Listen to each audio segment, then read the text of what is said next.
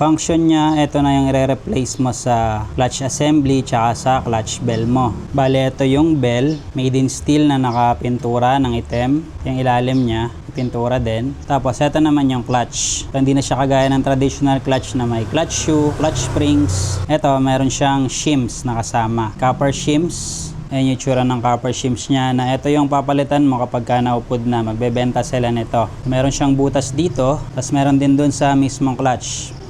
Para makakaangat siya freely, hindi magkakaroon ng vacuum effect na mapipigilan siya umangat. Itong clutch is solid aluminum block to na CNC. Hindi siya casted, matibay to. Para mag-engage tong clutch mo dito sa clutch bell, pag umiikot na yan via centrifugal force, mag-aangatan na yung mga shims. Aangat yan na ganon. Tapos siya yung ko-contact dito sa surface ng bell, tapos doon ka na mag-i-start tumanda. Ganon lang siya kasimple yung mechanism niya. Aangat na ganon via centrifugal force, tapos mag-i-engage na. Under ka na. Ito kasi nakakabit sa drive shaft ng bell.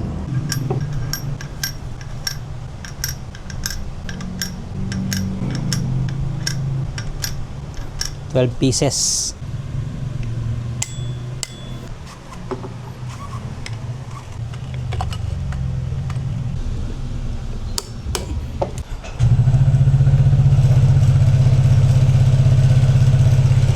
Ganun yung tunog niya pagka naka-idle.